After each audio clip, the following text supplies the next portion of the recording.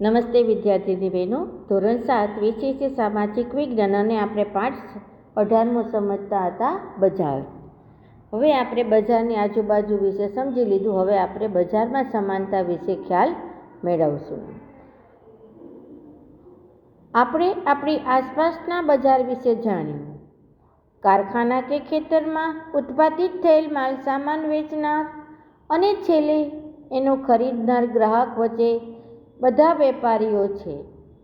આપણે ગુજરી બજારથી મોલ સુધીની દુકાનો અને દુકાનદારોની માહિતી મેળવી.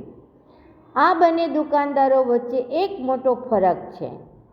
એક થોડા પૈસાથી છૂટક વેપારી કરનાર નાનો દુકાનદાર છે અને છૂટક વેપારી કહેવાય, અને બીજો તેના મોલ કે કોમ્પ્લેક્સમાં વધુ નાણાં રોકનાર એને મોટો દુકાનદાર છે. નાનો દુકાનદાર ખૂબ ઓછું વળતર મેળવી શકે છે, એટલે કે નફો મેળવી શકે છે, જ્યારે મોટો દુકાનદાર વધુ નફો મેળવે છે. તેવી જ રીતે ખરીદનાર વર્ગમાં પણ વિવિધતા છે. એવા ઘણા લોકો છે કે જેઓ સસ્તામાં મળતો માલસામાન પણ ખરીદી શકતા નથી, જ્યારે ઘણા એવા પણ હોય છે કે મોલમાં મળતી મોંઘી વસ્તુઓની ખરીદી કરતા જોવા મળે છે. આમ આપણે આર્થિક સ્થિતિને આધારે આપણે કયા બજારના ખરીદનાર કે વેચનાર બનીશું તે આપણે નક્કી થતું હોય છે.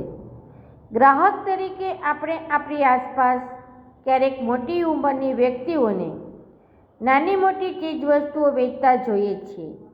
આવા વૃદ્ધ પુરુષો કે મહિલાને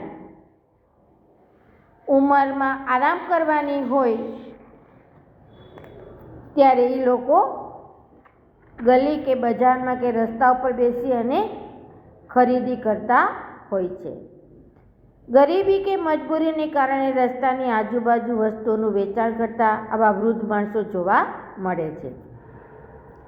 આવા સમયે આપણે દુકાન કે મોલમાંથી વસ્તુ ખરીદવાને બદલે એવી જરૂરિયાતવાળી વ્યક્તિઓ પાસેથી વસ્તુ ખરીદવી જોઈએ.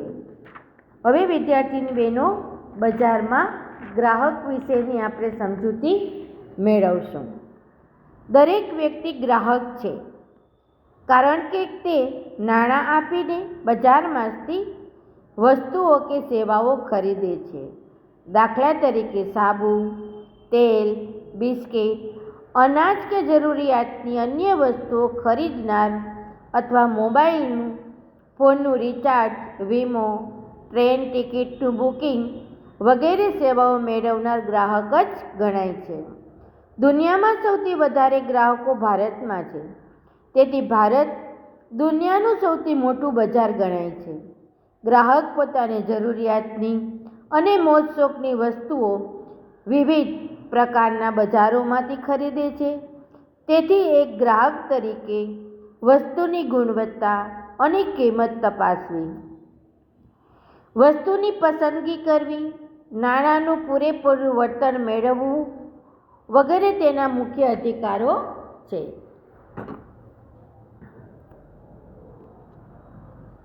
ગ્રાહકને ઊંચી ગુણવત્તાવાળી વસ્તુઓ મળી રહે તે માટે સરકારે વિવિધ વસ્તુઓના માપદંડ નક્કી કર્યા છે. એ અનુસાર બજારમાં ખાસ પ્રકારના માર્કાની નિશાનીવાળી વસ્તુઓનું વેચાણ કરવામાં આવે છે. ઉપર આપેલા છે બધા માર્કા છે. ઘર વપરાશની અને વીજળીથી ચાલતી વસ્તુ એટલે કે ઇલેક્ટ્રોનિક માટે ISIનો માર્કો જોઈ અને એ વસ્તુ લેવી જોઈએ. પેલું નિશાન છે ISI, તો કે ઇલેક્ટ્રિક વસ્તુ ઉપર માર્કો હોય. સોના ચાંદીના દાગીના માટે હોલમાર્કનો નિશાની જોઈ, હોલમાર્કની નિશાની જોઈ અને સોના ચાંદીની વસ્તુની ખરીદી કરી શકાય.